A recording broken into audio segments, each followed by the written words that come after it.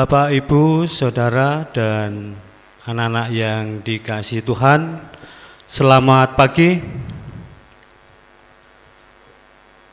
Minggu ini kita akan bersama mengenang kiprah PGI di Indonesia dengan ritual perjamuan kudus. Timbul pertanyaan, kenapa kok hari ini? Karena tanggal 24 sebagai hari terdekat ada bersamaan dengan Idul Fitri bagi umat Muslim. Walaupun Idul Fitri ini tidak seperti tahun kemarin, tetapi sebagai umat yang saling menghargai, kita jaga kebersamaan ini. Sekaligus hari ini sebagai pembukaan masa Pentakosta 2020 dengan tema Mengalir Bersama Roh Kudus. Bapak Ibu Jemaat yang dikasihi Tuhan, sebagai warta jemaat, sebagai warta gereja, kami sampaikan beberapa hal. Yang pertama, bahwa masa Pentakosta dimulai tanggal 17 Mei sampai 6 Juni 2020. Yang kedua, untuk ibadah kenaikan Tuhan Yesus Kristus tanggal 17 Mei 2020 akan dilayankan pukul 17 waktu Indonesia Barat. Tersedia juga ibadah bersama Badan Pelaksana Sinode melalui link YouTube Sinode GKJ pada pukul 6 pagi. Yang ketiga, ibadah Minggu tanggal 24 Mei akan dilayankan pada pukul 17 waktu Indonesia Barat atau jam 5 sore. Kemudian yang terakhir, yang keempat, bahwa per tanggal 22 sampai 30 Mei disediakan bahan persekutuan doa Pentakosta sebagai pengganti katekisasi Pangrimat harian. Demikian Bapak Ibu Saudara, sebagai warta agenda gereja kita yang akan datang, kiranya menjadikan pengertian untuk kita semua. Mari bersama kita masuki ibadah ini dengan penuh sukacita, dan kami undang Bapak Ibu Jemaat untuk bangkit berdiri.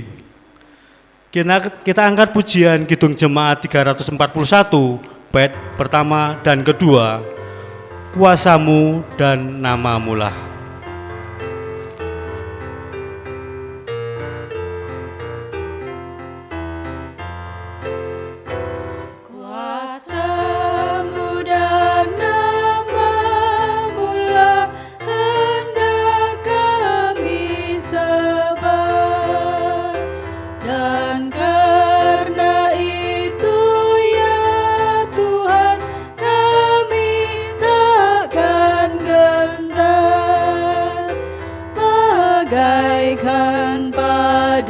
Segenggam mestilah musuh dipendam, supaya tumbuh dan segar di panas surya membakar. Berbuahlah,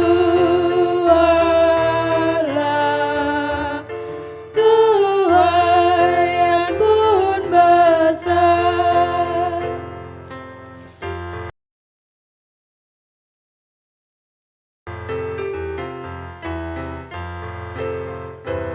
Teladan sudah kau beri demi deritamu,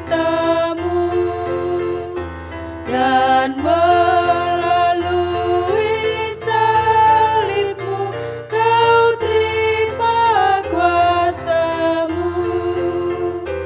Bagian kami tak lebih seperti segenggam benih melintas kubur yang gelap, agar kelak kan menetap bersamamu di Firdaus gemerlap.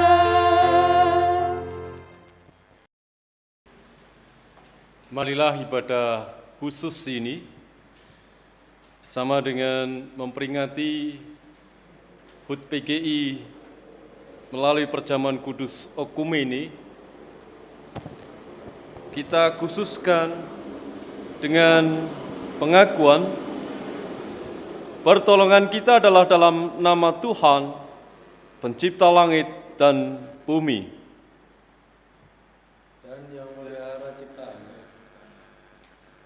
Kasih karunia dan damai sejahtera dari Allah Bapa dan Tuhan Yesus Kristus ada pada saudara sekalian.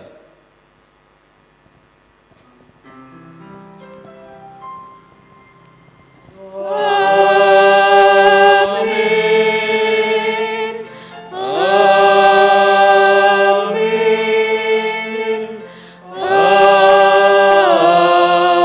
Amin.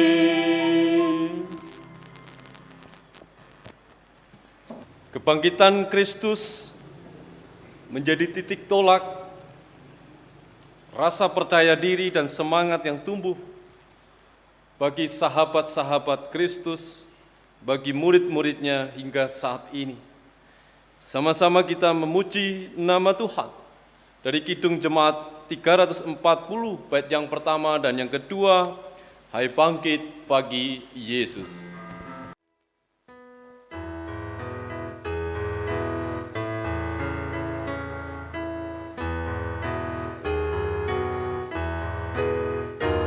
Hai bangkit pagi Yesus, pahlawan salibnya, anjungkan panji raja dan jangan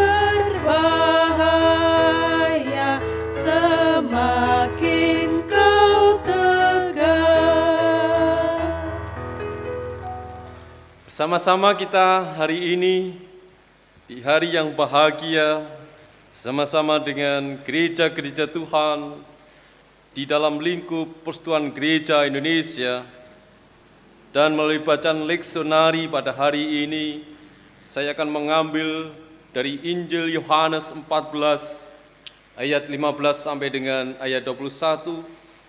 Tapi sebelum kita mendengarkan sabda Tuhan, mari kita berdoa. Hanya kepadamu-lah kami berharap dan bersandar, dan firman-Mu-lah menjadi tuntunan bagi hidup kami, supaya jalan kami diterangi oleh sabda-Mu. Berfirmanlah, kami siap untuk mendengar. Di dalam Kristus Yesus. Amin.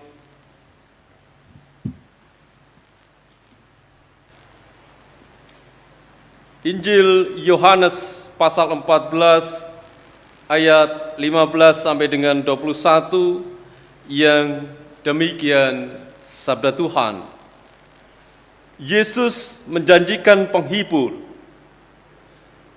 Jikalau kamu mengasihi aku, kamu akan menuruti segala perintahku. Aku akan minta kepada Bapa dan Ia akan memberikan kepadamu seorang penolong yang lain, supaya Ia menyertai kamu selama-lamanya, yaitu Roh kebenaran. Dunia tidak menerima Dia, sebab dunia tidak melihat Dia dan tidak mengenal Dia. Tetapi kamu mengenal Dia, sebab Ia menyertai kamu dan akan diam di dalam kamu. Aku tidak akan meninggalkan kamu sebagai yatim piatu. Aku datang kembali kepadamu. Tinggal sesaat lagi, dan dunia tidak akan melihat aku lagi, tetapi kamu melihat aku, sebab aku hidup, dan kamu pun akan hidup. Pada waktu itulah kamu akan tahu bahwa aku di dalam Bapa-Ku, dan kamu di dalam aku, dan aku di dalam kamu. Barang siapa memegang perintahku dan melakukannya, dialah yang mengasihi aku, dan barang siapa mengasihi aku, ia akan dikasihi oleh Bapa-Ku, dan aku pun akan mengasihi dia, dan dia menyatakan diriku, dan akan menyatakan diriku kepadanya. Demikianlah sabda Tuhan. Kita dihantar pada kebahagiaan karena masih diperkenan oleh Tuhan untuk mendengar sabda Tuhan, untuk merenungkannya.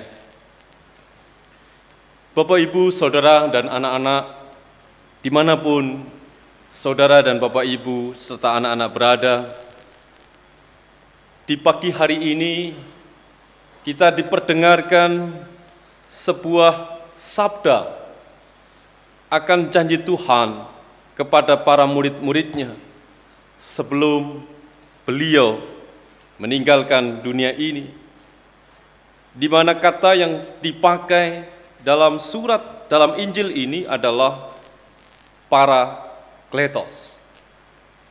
Kita mencoba sejenak memahami kata parakletos ini, yang artinya adalah seseorang yang dipanggil untuk datang menolong pada saat kesulitan. Jadi kata ini menjadi kata yang umum di masyarakat dan bahasa Yunani waktu itu. Seseorang yang siap dipanggil ketika ada seseorang yang membutuhkan pada keadaan tertentu, dia akan datang.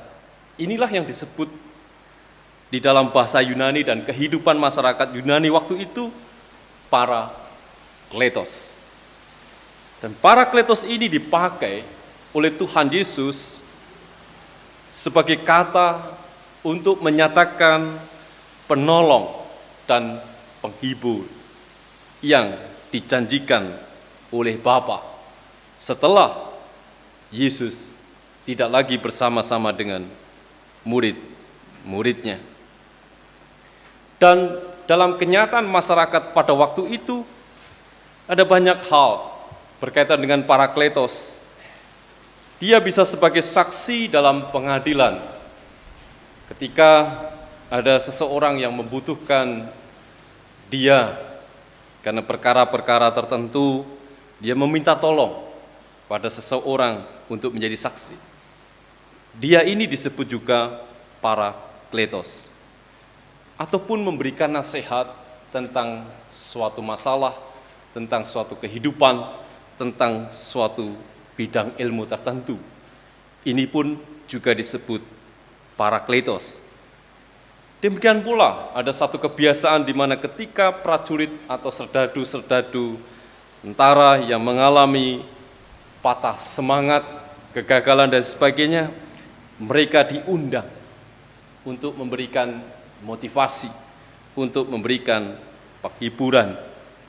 Jadi parakletos adalah mereka yang menolong manusia dalam kelemahannya dan memberi kemampuan untuk menghadapi kehidupan. Dalam hal ini mari kita belajar tentang apa yang dijanjikan Tuhan berkaitan dengan Roh Kudus. Tentu kita percaya sebagai orang beriman, sebagai murid-murid Kristus, kita juga menerima Roh Kudus itu. Maka kita juga akan melihat bagaimana peran Roh Kudus dalam diri kita. Secara khusus pada pasal ini disebutkan dua hal. Yang pertama mengajar. Bapak, Ibu, saudara-saudara, dan kita semua seringkali kita dipahamkan bahwa belajar itu di sekolah. Tetapi pada saat pandemi ini kita juga kembali diingatkan bahwa di rumah pun adalah bagian dari pembelajaran, bagian dari belajar. Maka pandemi ini menolong kita semua bahwa hal ini juga menjadi wahana, arena kita untuk terus belajar. Tidak ada kata terlambat untuk belajar dan tidak ada kata berhenti untuk belajar. Jadi sampai kapanpun kita tidak boleh berhenti untuk belajar. Bahkan pandemi ini mengajarkan banyak hal dalam kehidupan kita ketika kita mau belajar. Tapi kalau kita tidak mau belajar dari apa yang terjadi pada saat ini, maka kita tidak akan memperoleh apa-apa. Maka parakletos ini akan menolong kita, memampukan kita untuk terus belajar dalam situasi seperti ini, bahkan diberikan kemampuan untuk memberikan semangat kepada sesama kita yang mengalami keterpurukan, yang mengalami beban berat di saat-saat ini. Yang kedua, parakletos, Roh Kudus ini mempunyai fungsi untuk mengingatkan akan ajaran dan teladannya. Bapak Ibu yang dikasihi Tuhan, menjadi titik lemah kita semua adalah lupa. Bahkan ada sebuah tayangan televisi mengajak kita untuk melawan lupa. Karena memang apapun ketika saya, Bapak, Ibu, Saudara, dan anak-anak lupa, itulah titik kelemahan kita. Maka Roh Kudus, Parakletos ini akan terus mengingatkan kepada kita akan ajaran dan teladannya. Bagaimana Kristus waktu itu membela yang lemah, penuh welas asih pada yang kesulitan. Kita diingatkan terus oleh Roh Kudus apa yang dilakukan, apa yang telah diteladankan Kristus, supaya kita pun meneladaninya, supaya kita pun melakukannya di saat-saat seperti ini. Kiranya kita memaknai Parakletos ini di dalam kehidupan kita untuk terus mengajar kita akan arti pentingnya belajar setiap saat, setiap waktu, dan terus diingatkan akan setiap ajaran dan teladan dari Kristus. Amin. Kita masuk pada saat hening sejenak.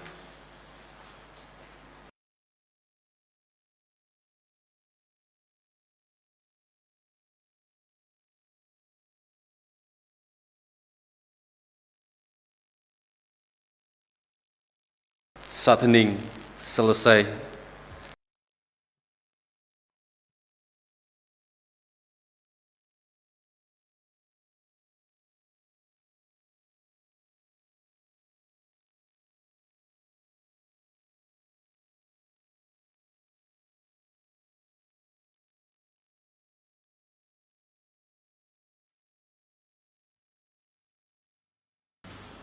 Bapak Ibu, saudara-saudara dan anak-anakku sekalian, kita dihantar pada perjamuan kudus Okumeni tepat pada 25 Mei yang akan datang. Tetapi kita diberi kesempatan untuk menghayatinya pada hari ini, tanggal 17 Mei. Dalam perjamuan itu Tuhan Yesus mengambil roti, memecah-mecahkannya, dan memberikan pada murid, katanya, "Inilah tubuhku yang diserahkan bagi kamu, perbuatlah ini menjadi peringatan akan aku." Demikian juga dilakukan dengan cawan sudah makan. Ia berkata, "Cawan ini adalah perjanjian baru oleh darahku yang ditumpahkan bagi kamu."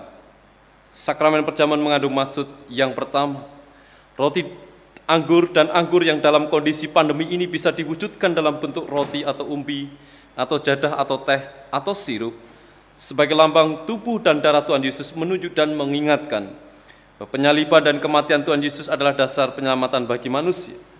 Yang kedua, sakramen perjamuan menunjuk dan mengingatkan kita sebagai keluarga Allah meskipun tidak bisa bersekutu seperti pada saat keadaan normal, dan itu terjadi di rumah kita masing-masing, dan kita terhisap di bumi ini sebagai rumah bersama, berjuang bersama untuk kehidupan yang lebih baik. Tiga, sakramen perjamuan ini mengingatkan akan karya Allah supaya kita menjadi sempurna di dalam keselamatan di surga bersama mereka yang sudah berada di sana. Yang keempat, sakramen perjamuan juga merupakan pemberitaan tentang kasih sayangnya pada bumi ini, dunia ini, sehingga bumi ini akan penuh dengan cinta kasih. Marilah kita sekali lagi menguji dalam diri kita demikian. Yang pertama, adakah kita sungguh-sungguh mengakui keberdosaan kita dan tidak mungkin selamat tanpa Kristus, dengan tetap berbuat baik dari hati, perkataan, tindakan yang tulus sebagai bentuk pertobatan kita?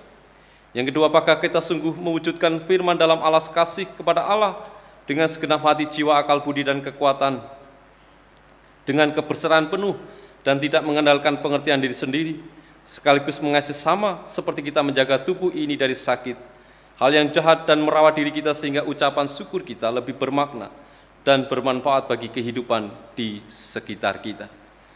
Mari kita mempersiapkan hati kita dengan pujian Kidung Jemaat 35, bait yang pertama, "Tercurah darah Tuhanku."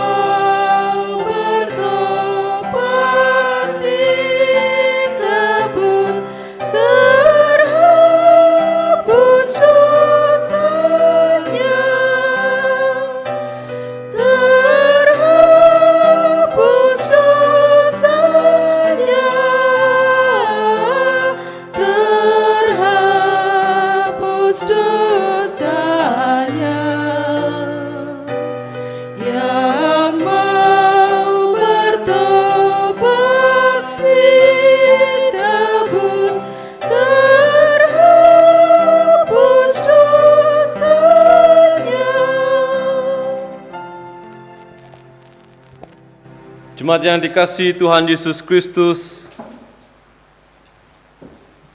roti ini adalah lambang tubuh Tuhan Yesus Kristus yang dipecah-pecahkan bagi kita.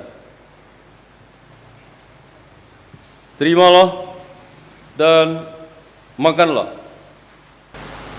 Dengan mengingat dan percaya bahwa tubuh Tuhan Yesus Kristus telah dikorbankan untuk mendatangkan keselamatan bagi kita.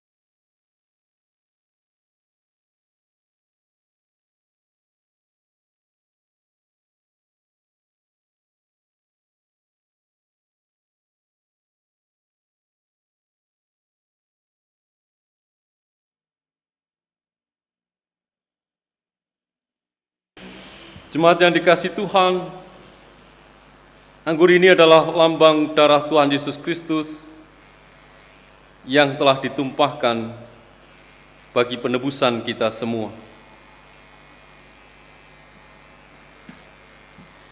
Terimalah dan minumlah.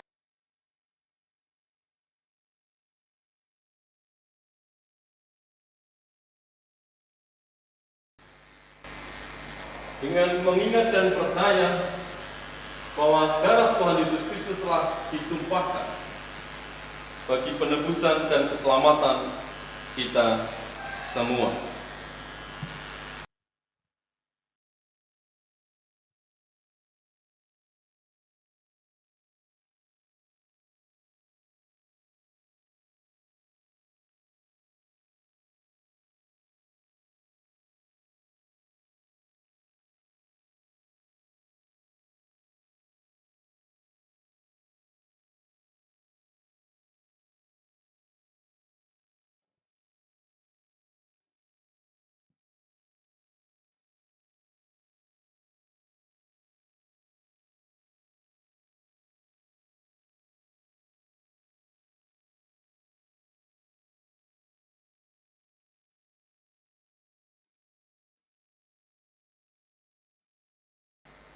Marilah kita mengucap syukur dalam hati kita masing-masing sebagai berikut.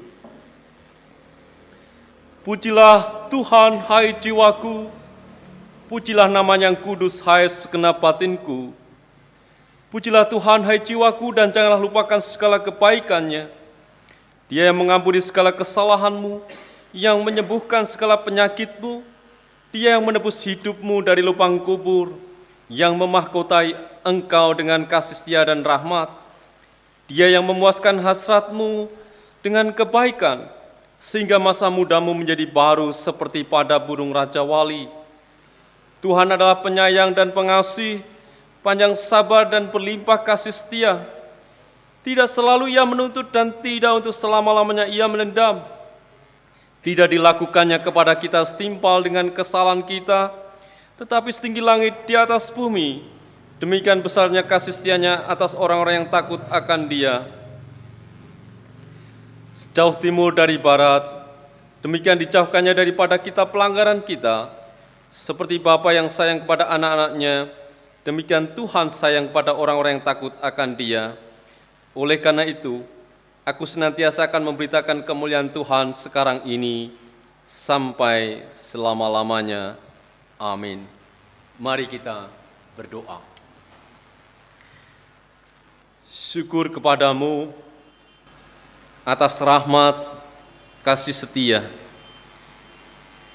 Kami diperkenankan bersama-sama hadir dalam sakramen perjamuan kudus ini, sama gereja-gereja di dalam lingkup Persekutuan Gereja-Gereja Indonesia. Kiranya ini menjadi berkat dan karya kami di tengah pandemi ini bersama bangsa dan negara kami, Indonesia, dan bersama dengan negara-negara lain yang juga berjuang di dalam pandemi ini. Secara khusus kami berdoa untuk para tenaga medis dan non-medis dari Gereja Kristen Jawa Karangnongko yang berada di puskesmas maupun di rumah sakit, Ibu Tria, Ibu Nia, Ibu Pinta, Ibu Kinasih, Ibu Ririn, Ibu Anggi, Ibu Suswanti, Ibu Edwin, Mbak Natalia, Mbak Dwi, Bapak Ari, Ibu Maria, Ibu Novita, Ibu Puput, Ibu Adita, Mbak Esther, Ibu Ani, Ibu Dia, Mas Roni. Biarlah kasih-Mu, berkat-Mu menyertai mereka, menaungi mereka, dan menolong mereka.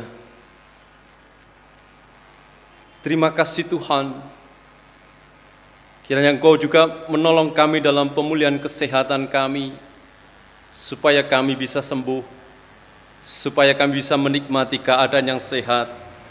Bapak Tukiono Saputro, Mas Janu, Bapak Mujiono, Mas Jono, Bapak Surip, Bapak Dalirin, Bapak Joko Hartono, Ibu Wulan, Ibu Setiatmo, Mas Slamet Onggopatran, Ibu Juminah,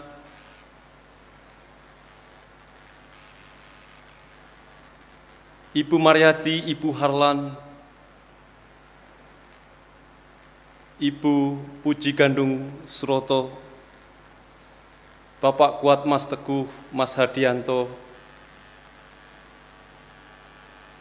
dan Ibu Sus. Kiranya Tuhan juga menolong kami semua, supaya kami menikmati kesembuhan. Ibu Sumiati juga dalam kesembuhan dan upaya. Kiranya Tuhan menolong kami semua.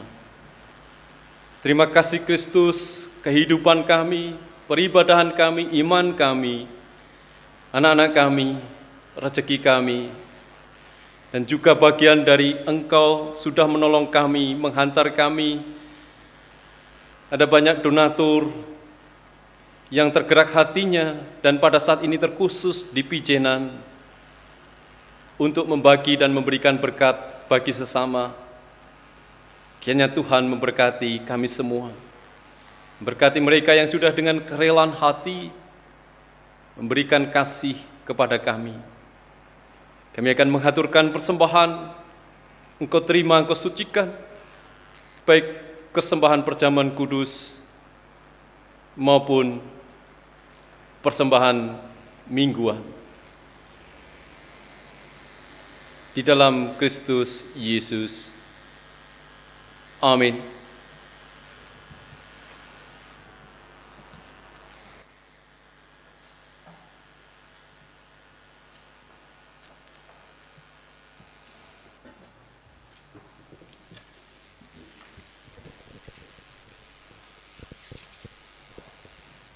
Bapak Ibu jemaat yang terkasih, kita akan mengumpulkan persembahan.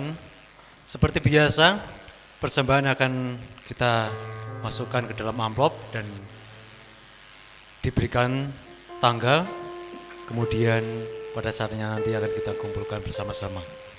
Bapak Ibu jemaat yang terkasih, persembahan yang akan kita kumpulkan akan kita dasari dengan sabda Tuhan yang tertulis di dalam 1 Tawarikh 29 ayat yang ke-14, yang demikian sabda Tuhan. Sebab siapakah aku ini dan siapakah bangsaku, sehingga kami mampu memberikan persembahan sukarela seperti ini? Sebab daripadamu-lah segala-galanya, dan dari tanganmu sendirilah persembahan yang kami berikan kepadamu. Pengumpulan persembahan akan kita iringi dengan bersama-sama kita menyanyikan pujian dari Kidung Jemaat nomor 368, kita nyanyikan bait 1 dan 2, Pada Kaki Salibmu.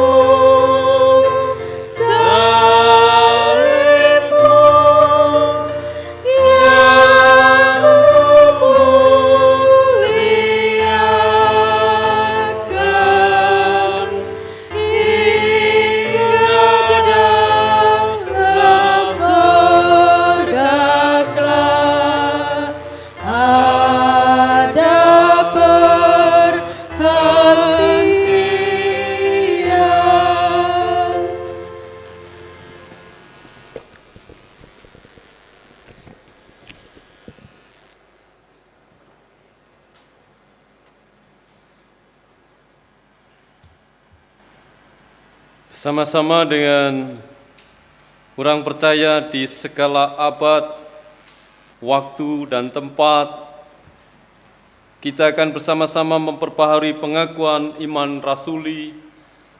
Saya undang untuk berdiri dan meletakkan tangan kanan di dada sebelah kiri.